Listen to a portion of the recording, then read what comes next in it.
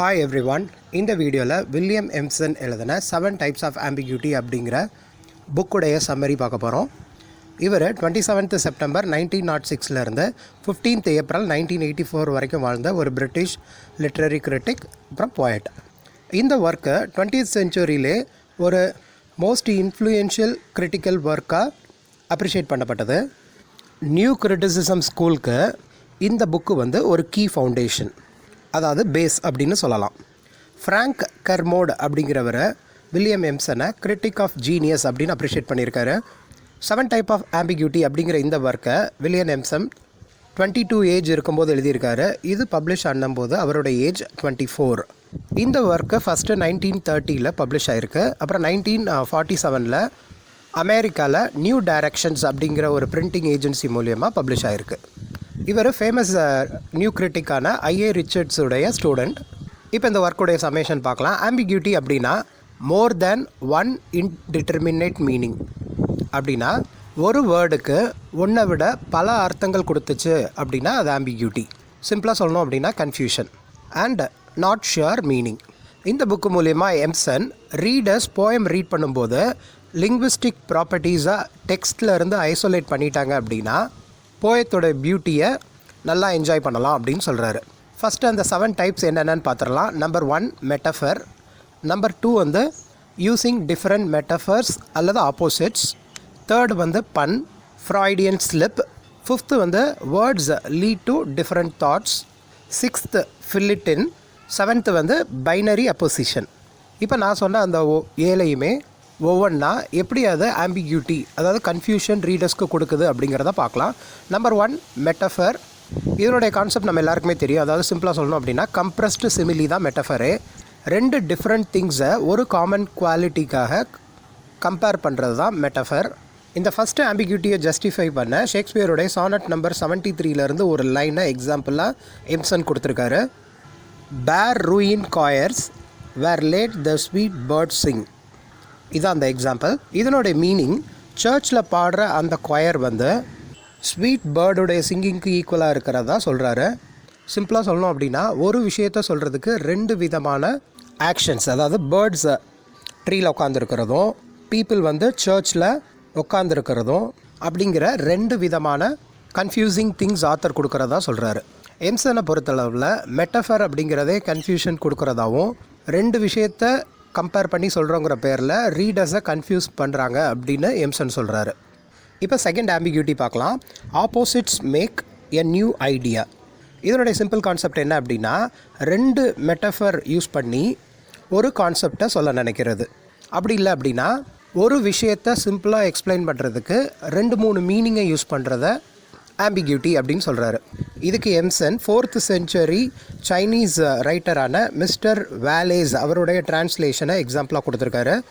Swiftly the years beyond recall solemn the stillness of the spring morning.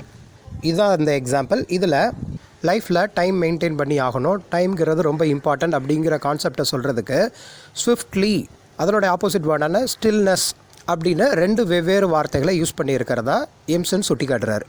ஆப்போசிட்டாக இருக்கிற வார்த்தைகள் கூட ஒரு புது ஐடியா கொடுக்குது. இது ரீடர்ஸ்க்கு ஆம்பிகியூஸ் க்ரியேட் பண்ணும் அப்படின்னு சொல்கிறாரு.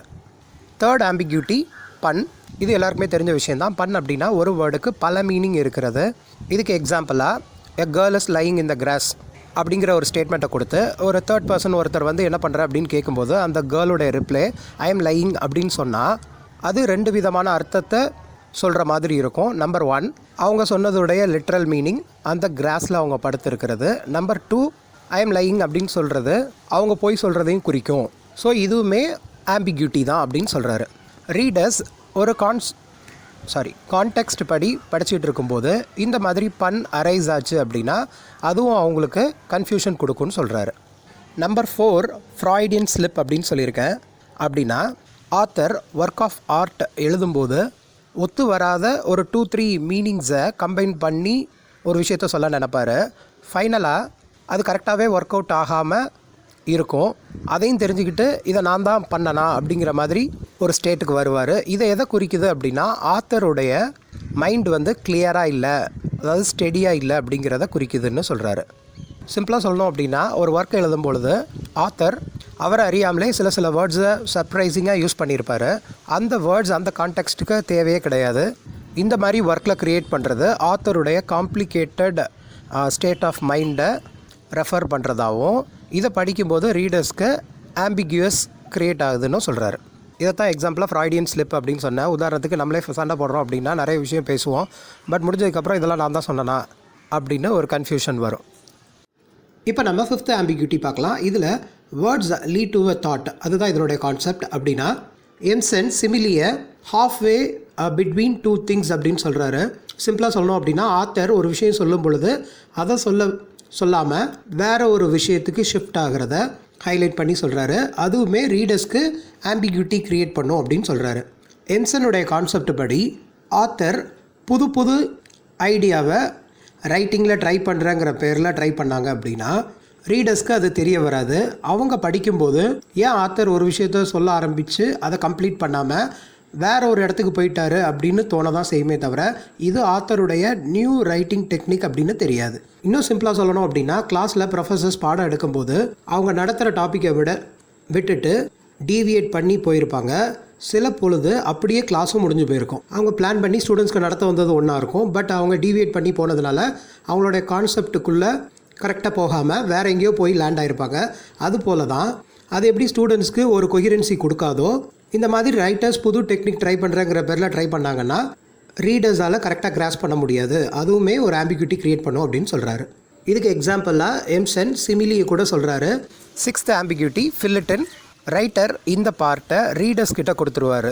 சிம்பிளாக சொல்லணும் அப்படின்னா சில வேர்ட்ஸை எழுத வேண்டிய இடத்துல எழுதாமல் இன்கம்ப்ளீட்டாக விட்டுருவாங்க. அதை ரீடர்ஸ் அவங்களுக்கு எந்த வேர்டு தோணுதோ அதை போட்டு அதை கம்ப்ளீட் பண்ணிக்கலாம். இதை நான் சிம்பிளாக டிஃபைன் பண்ணோம் அப்படின்னா இப்போ உள்ள ட்ரெண்ட் படி மூவிஸ்லலாம் சாங்ஸில் சில வேர்ட்ஸை அவாய்ட் பண்ணுறதுக்கு எப்படி பீப் அப்படிங்கிறத யூஸ் பண்ணுறாங்களோ அது மாதிரி ஃபில்லிட்டன் அப்படிங்கிறது ஆத்தர் ரீடர்ஸ்க்கு சாய்ஸ் கொடுத்து அவங்கள ஃபோர்ஸ் பண்ணி சில வேர்ட்ஸை அந்த இடத்துல மேட்ச் பண்ணுறதுக்கு ஒரு சான்ஸ் கொடுக்கறது கூட ஆம்பிகுட்டி தான் அப்படின்னு சொல்கிறாரு. 7th டைப் தான் லாஸ்ட் டைப். இதை பைனரி அப்போசிஷன் அப்படின்னு சொல்லலாம். இதை Empson tension that is too big to calm or tame அப்படின்னு சொல்கிறாரு.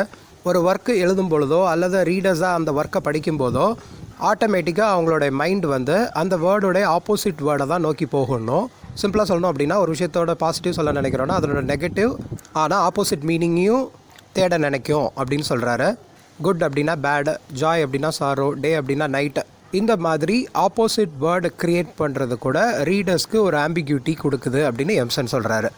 எம்சன் இந்த புக்கில் நிறைய ரைட்டர்ஸுடைய ரைட்டிங்ஸை எக்ஸாம்பிளாக கொடுத்துருந்தாலும் இவருடைய கான்செப்ட் படி ஹாப்கின்ஸுடைய விண்டோவரும் ஜார்ஜ் ஹெர்பர்ட்டுடைய சாக்ரிஃபைஸ் அப்படிங்கிற ஒர்க்கும் ரொம்ப ஆம்பிகியஸாக ஃபீல் பண்ணுறதா சொல்கிறாரு. அவர் ஏற்கனவே சொன்ன மாதிரி போயத்துடைய பியூட்டியை நம்ம என்ஜாய் பண்ணி பார்க்கணும் அப்படின்னா இந்த லிங்குவிஸ்டிக் ப்ராப்பர்ட்டிஸ் எல்லாம் ஐசோலேட் பண்ணி தான் ஆகணும். Thank you so much. லைக் பண்ணுங்கள், ஷேர் பண்ணுங்கள், கமெண்ட் பண்ணுங்கள், சப்ஸ்கிரைப் பண்ணுங்கள். மறக்காமல் பக்கத்தில் இருக்க பெல் ஐக்கானை கிளிக் பண்ணுங்கள். நான் போடுற வீடியோஸோட நோட்டிஃபிகேஷன்ஸ் உங்களுக்கு வரும். தேங்க்யூ.